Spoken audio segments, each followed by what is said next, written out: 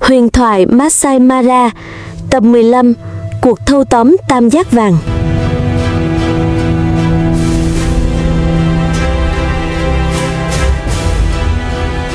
Khi Notch và Lightmail vừa đặt những bước chân đầu tiên lên hòn đảo, cả cánh rừng bỗng chìm vào im lặng, hoang vu như một vùng đất bỏ trống. Trên sườn đồi, hai kẻ thái thú kinh đô sải bước hiên ngang, từng bước như khắc sâu lời tuyên bố quyền lực. Ánh mắt sắc lạnh, gương mặt kiêu hùng của chúng toát lên sự tự tin tuyệt đối, như thể toàn bộ hòn đảo này vốn đã thuộc về mình. Chúng hiện diện chẳng khác nào những dũng sĩ La Mã năm xưa, sẵn sàng nghênh chiến với bất kỳ thế lực nào dám đối đầu. Đàn Monica, tàn dư Blondie hay cả đàn Fan. Mỗi bước đi ấy không chỉ mang dáng vẻ oai vệ mà còn là lời thách thức phơi bày, gửi thẳng đến tất cả những kẻ đang ẩn mình trong rừng và đến cả tam giác vàng. Cả hai sừng sững ngạo nghễ, từng bước chân dội vang như khắc dấu uy quyền lên bầu trời tam giác vàng. Khí thế ấy tràn ra, phủ bóng u ám nặng nề lên hòn đảo. Lúc này, về phía cánh rừng trên sườn đồi, đàn Monica cùng tàn quân Blondie và Fan vừa tận mắt chứng kiến Notch và Lightmail vượt sông. Hai kẻ ấy bước đi như những quái thú khổng lồ, khiến cả ba liên minh lạnh sống lưng. Nỗi kinh hoàng dâng trào, chúng vội vã tháo chạy khỏi bờ sông, chen lấn nhau lao về phía cánh rừng trên đồi, cuống cuồng gom quân, dựng lại thế trận phòng thủ trên hòn đảo. Ở vòng ngoài, một cận vệ của Monica vẫn còn đứng gác. Từ xa, nó thấy rõ từng bước hiên ngang của Notch và Lightmail đang áp sát. Gương mặt nó lập tức tái nhợt, ánh mắt ngập hoảng loạn.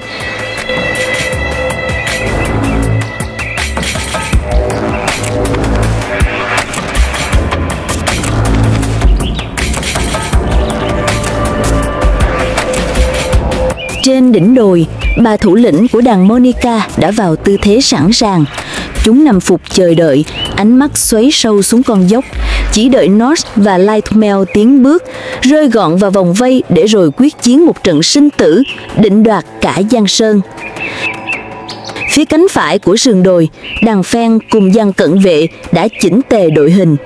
Bầu không khí căng như dây đàn, từng ánh mắt hừng hực lửa căm hờn, sẵn sàng lao vào một cuộc báo thù không khoan nhượng. Trên gương mặt thủ lĩnh Fan, từng đường nét vừa run rẩy vừa bùng nổ, như đang kìm nén một cơn bão. Trong lòng nó sụt sôi, khát khao được trút hết mối hận, được chứng kiến kẻ thù gục ngã trên đỉnh đồi này để rửa đi nỗi nhục đã đè nặng quá lâu. Phía dưới cùng là liên minh Blondie cùng đàn của nó, kẻ còn sót lại cuối cùng của đế chế vương triều cũ bên cạnh Simba. Giờ đây cũng đã dàn trận, đứng chung hàng ngũ với hai liên minh Monica và Fan trong một cuộc quyết tử. Trong tim chúng, mối hận chất chồng qua bao thế hệ, một vết thương mà sử sanh không bao giờ xóa được, nay bùng cháy dữ dội thành cơn khát máu. Thế nhưng, giữa khí thế cuồn cuộn ấy, Blondie lại là kẻ hiểu rõ hơn ai hết sức mạnh khủng khiếp của Notch và Lightmail. Nó thừa biết, đối đầu với hai con quái vật này, dùng sức mạnh đơn thuần chỉ là tự sát.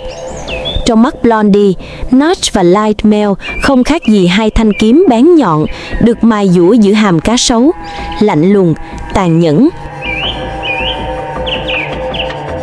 Cả ba liên minh đã giăng sẵn cạm bẫy trên sườn đồi như một tấm lưới vô hình chỉ chờ khép lại. Chúng không còn kiên nhẫn, cũng không còn đường lùi. Mọi ánh mắt đều dồn về cùng một hướng, nơi hai bóng đen khổng lồ đang tiến đến. Chỉ cần Notch và Lightmail bước vào, bãi chiến trường sẽ bùng nổ thành một cuộc thư hùng sinh tử. Kẻ chiến thắng trong ván cờ khốc liệt này sẽ nắm quyền thống trị toàn bộ vùng tam giác vàng, mảnh đất mà muôn loài đều khao khát chiếm giữ, nơi mỗi vạt cỏ, mỗi tấc đất đều thấm đẫm dấu vết của quyền lực và sự sống còn. Nhưng cũng chính nơi này, tam giác vàng lại là vùng đất tàn nhẫn bậc nhất hành tinh, một ranh giới hiểm ác, nơi cái chết luôn rình rập ngay phía sau vinh quang, và nơi mọi sinh vật dù hung mạnh đến đâu cũng phải run sợ khi bước chân vào.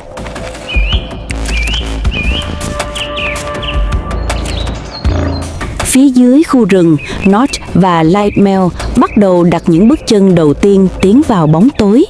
Cả thảo nguyên như lặng đi, nín thở trước từng nhịp bước của hai thái thú kinh đô. Không một tiếng động nào dám vang lên, dường như mọi sinh vật đều bị sức nặng vô hình đè xuống khi chứng kiến hai gã khổng lồ ngang nhiên tiến vào khu rừng, thị uy như những kẻ tuyên bố quyền lực tuyệt đối.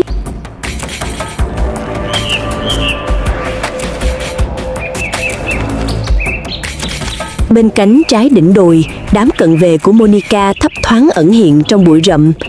Chúng nín lặng, hồi hộp dõi theo từng cử động của Notch và Lightmail. Mỗi bước chân của hai kẻ khổng lồ tiến vào cánh rừng, áp sát dần sườn đồi, khiến cả đội phục kích nhấc căng mình ra, chờ đợi khoảnh khắc bùng nổ.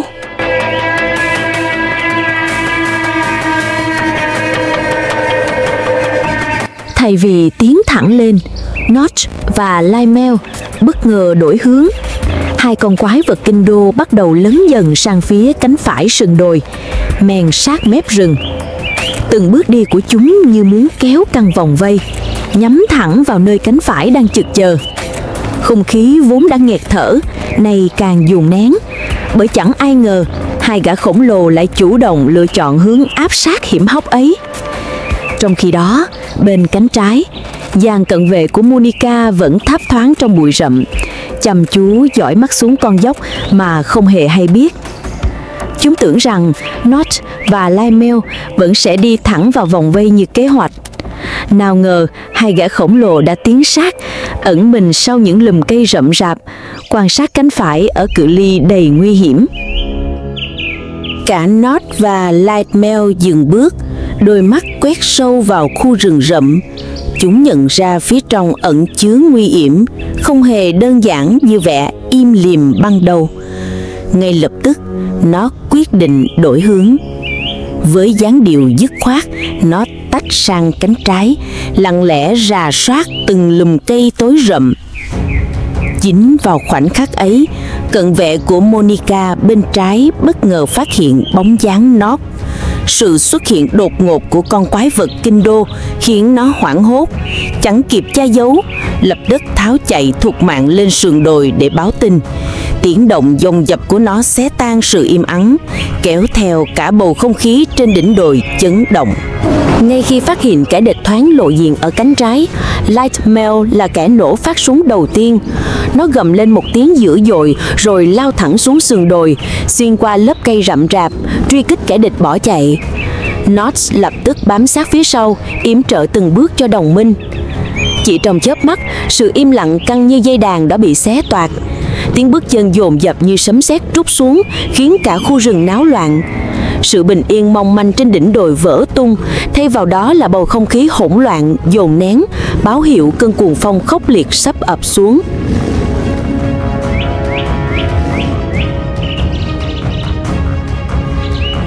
Cả hai lao xuống với tốc độ kinh hoàng, như cơn bão cuồng nộ quét qua sườn đồi. Đối thủ phía dưới rơi vào trạng thái hoảng loạn tột độ thì chứng kiến hai gã khổng lồ ập tới. Notch và Lightmail chẳng khác nào hai mũi tên khổng lồ, xé toạc không gian, xuyên thẳng qua lớp rừng rậm, nghiền nát mọi khoảng trống trên đường lao xuống. Tiếng rừng cây gãy răng rắc, tiếng gầm rít vang vọng như sấm dội. Tất cả hòa thành bản nhạc hỗn loạn, dầu rắc kinh hoàng. Đối phương chưa kịp định thần thì cơn ác mộng đã thực sự giáng xuống. Ngay lúc này, từ trên đỉnh đồi, thủ lĩnh Monica cùng toàn đàn gầm vang rồi ồ ạt tràn xuống. Chúng như một cơn lũ cuốn, quyết bao vây Notch và Lightmail đang truy sát ở phía dưới. Đất đá dưới chân rung chuyển theo từng bước lao xuống của hàng chục chiến binh, khiến cả sườn đồi như muốn vỡ tung. Không khí vốn đã ngột ngạt, nay càng đặc quánh, bởi lưỡi dao của số phận đã thực sự bắt đầu. Trong lúc Lightmail đang quật ngã một cận vệ, Monica lao vào tấn công, thì Notch bất chợt ngẩng lên, bắt gặp toàn bộ đàn Monica cùng thủ lĩnh của chúng đang ồ ạt tràn xuống từ đỉnh đồi.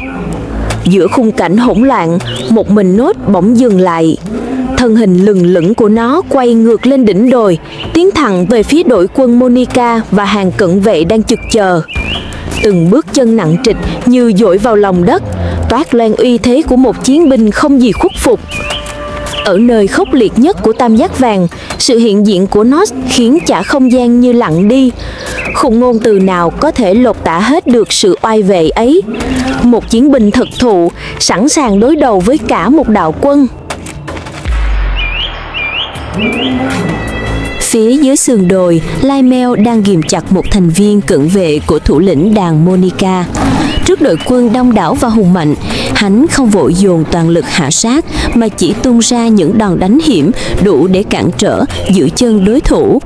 Từng cú ra đòn của Lymel đều toát lên sự tính toán, vừa kìm hãm vừa giữ sức, bởi hắn hiểu rõ phía trước không chỉ có một kẻ địch mà là cả một bầy hổ báo đang chực chờ. Vừa đánh, Lymel vừa lớn dần lên sườn đồi, ánh mắt luôn hướng về Notch, sẵn sàng quay lại yểm trợ cho người anh em của mình.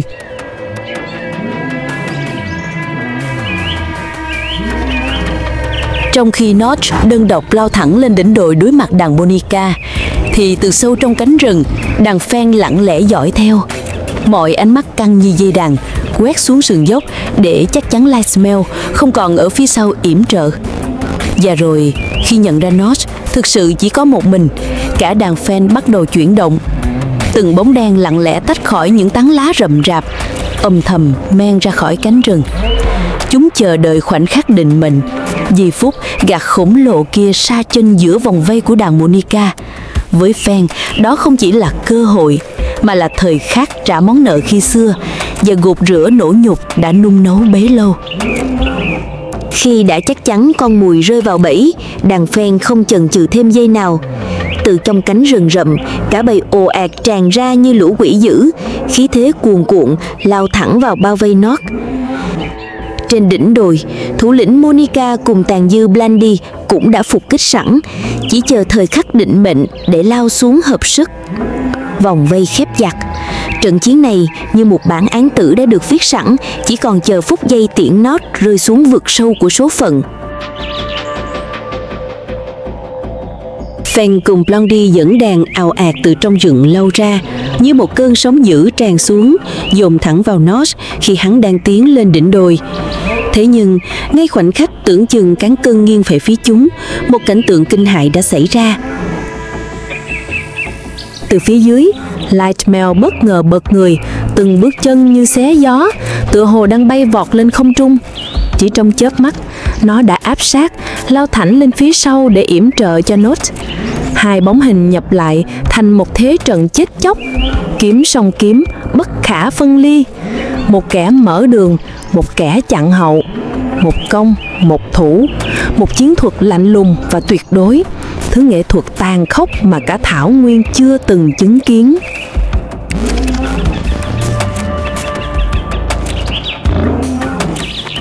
Ngay khi Lymel lao tới viện trợ cho Notch, cả hai lập tức hợp sức, như hai mũi tên bật ra từ dây cung căng cứng, nhắm thẳng vào mục tiêu duy nhất, thủ lĩnh Monica. Sấm sét cũng không thể dữ dội hơn khoảnh khắc ấy. Lymel tăng tốc tiến thẳng vào Monica, Notch bám sát phía sau yểm trợ. Cả hai cùng tiến thẳng mục tiêu, siết chặt vòng tử thần. Bị tấn công phủ đầu, bất ngờ chưa kịp sắp xếp phản công, Monica đã thấy cả Notch và Lymel phóng thẳng vào mình. Cái nhìn thoáng qua thôi cũng đủ khiến nó lạnh buốt sống lưng. Trong cơn hoảng loạn, thủ lĩnh Monica bất giác quay đầu tháo chạy xuống sườn đồi, mang theo sự rối loạn và kinh hoàng lan khắp đàn. Ở phía bên kia sườn đồi, một thành viên của đàn Monica vẫn còn núp sau tán cây, đôi mắt tròn ngơ ngác. Nó không sao tin nổi vừa rồi mình đã chứng kiến điều gì. Hai con quái vật với bờm xòe khổng lồ, to lớn đến rợn người, vậy mà tốc độ lại nhanh như tia chớp. Mọi thứ diễn ra quá đột ngột, quá dữ dội. Trong cơn bàng hoàng, nó chỉ kịp nhận ra một điều: thủ lĩnh của mình đang bị chính hai quái vật ấy truy sát. Còn ở phía bên này, trong cánh rừng rậm, Blondie vẫn án binh bất động. Nó lặng lẽ quan sát, ánh mắt thẫn thờ hướng sang sườn đồi, không sao tin nổi những gì đang diễn ra. Cảnh tượng kinh hoàng từng xảy ra với thủ lĩnh Simba, giờ đây lại tái hiện ngay trước mắt nó. Lần này Blondie buộc phải tin, phải tin rằng thực sự có hai con quái vật mang bờm tồn tại và chúng đang gieo rắc cơn ác mộng cho mọi thế lực nơi Tam Giác Vàng. Ở phía sau, đàn Fan Out cùng đồng bọn hoảng loạn tháo chạy, chen chúc lao sâu vào rừng để tìm chỗ trú ẩn. Bên kia đỉnh đồi, Notch và Lymel dồn toàn lực truy sát thủ lĩnh Monica. Sau một hồi rượt đuổi nghẹt thở, kẻ cầm đầu liên minh Monica cuối cùng kiệt sức, gục ngã nằm bệt xuống mặt đất trong thế bị động, gần như xin được tha, chấp nhận cúi đầu quy phục. Nhưng cơn thịnh nộ của hai gã khổng lồ không dừng lại ở đó. Lymel bất ngờ lao tới, cắm cú ngoạm dữ dội vào mạng sườn đùi trước của Monica. Ngay sau đó, Notch cũng ập đến, khóa chặt cú cắn vào bắp đùi sau. Pha tấn công hiểm ấy khiến cả phần chân sau của Monica tê liệt, cơ bắp run rẩy, đôi chân loạng choạng không còn đứng vững. Chỉ trong khoảnh khắc, vị thủ lĩnh từng ngạo nghễ một vùng thảo nguyên đã bị hạ gục hoàn toàn, biến thành kẻ tàn phế trong cuộc chiến giành Tam Giác Vàng. Trước những pha tấn công chớp nhoáng của Notch và Lymel, thủ lĩnh Monica hoàn toàn bất lực. Hai gã khổng lồ gầm rú vang dội như khắc sâu lệ tuyên bố chủ quyền ngay trước mặt kẻ bại trận. Tiếng gầm ấy chẳng khác nào gáo nước lạnh, lại còn sắc thêm muối vào vết thương danh dự của thủ lĩnh Monica, kẻ giờ đây chỉ biết cúi đầu, run rẩy đứng sau lưng đối thủ.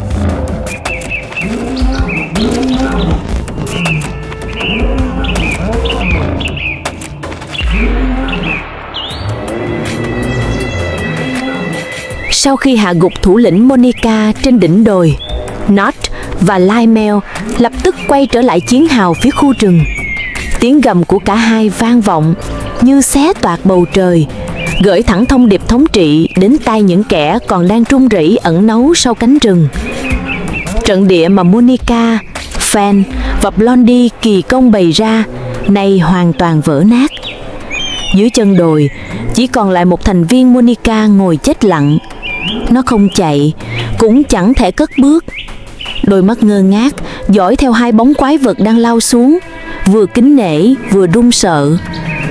Sự im lặng bủa vây nó, một sự im lặng chứa đầy khinh bỉ, bởi đồng minh, đồng đội, chư hầu của nó, tất cả đã tháo chạy, không một ai dám đứng lại để đối diện sự thật phũ phàng.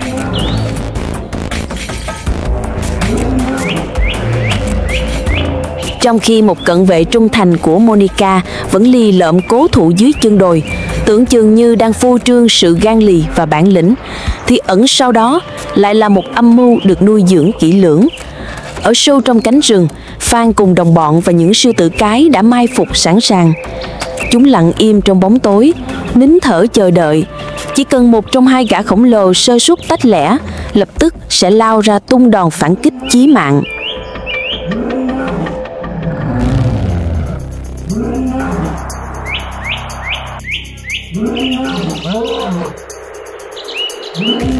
Tất cả như một ván bài đã được xếp sẵn từ trước. Fan cùng đồng bọn vẫn lặng lẽ rình rập trong màn cây rậm rạp. Con gã cận vệ lì lợm dưới chân đồi cũng chẳng phải kẻ ngoan ngoãn chờ chết. Mỗi vị trí, mỗi bước đi đều là những quân cờ trong một thế trận giăng sẵn. Cho đến khi Plenty bất ngờ xuất hiện trên đỉnh đồi và ván cờ lập tức được lật mở. Hắn ngạo nghễ phô trương, sừng sững như một ngọn cờ khiêu khích, cố tình chĩa mũi nhọn thẳng vào lòng kiêu hãnh của Notch, ép hắn phải lao theo. Đó chính là mồi nhử được bày ra tinh vi, vừa kéo ánh mắt của Notch lên cao, vừa tạo khoảng trống để gã cận vệ dưới chân đồi và cả đàn Fan trong rừng đồng loạt tràn ra. Toàn bộ sức ép, toàn bộ lưỡi dao sẽ cùng lúc ghim xuống Lymel. Ván cờ tưởng chừng đã được an bài khi Notch gầm vang rồi lập tức lao bổ theo Blondie. Tất cả tưởng như ván cờ đã được an bài khi Notch lập tức lao theo Blondie. Bước chân hắn nịnh rầm rập trên triền dốc, gầm vang đến mức bụi đất tung mù trời, đúng như điều Blondie mong muốn, và cũng chính là thứ fan cùng đồng bọn phía dưới khao khát chờ đợi. Nhưng bất ngờ hơn cả, tiếng gầm ấy chẳng chỉ có một mình. Lightmail từ phía sau nghe thấy liền xoay lưng, lập tức phóng theo như chiếc bóng sát cánh bên Notch. Chỉ trong thoáng chốc, cả hai hóa thành hai mũi giáo sắc lạnh cùng lao thẳng vào Blondie. Thế trận được dăng sẵn, mưu mô bày biện, phút chốc tan thành tro bụi. Fan cùng đặng Monica chết sững khi toàn bộ kế hoạch của chúng vỡ nát trước sự đoàn kết không thể lay chuyển của hai kẻ khổng lồ. Cảm ơn các bạn đã theo dõi và luôn yêu mến The King. Hy vọng video đã mang đến cho bạn cùng gia đình những phút giây thư giãn, đồng thời hiểu thêm về thế giới muôn loài đầy kỳ thú. Chúc bạn và những người thân yêu thật nhiều sức khỏe, bình an và hạnh phúc trong cuộc sống. Đừng quên để lại một like, một bình luận để ủng hộ kênh nhé. Xin chân thành cảm ơn và hẹn gặp lại ở những hành trình tiếp theo.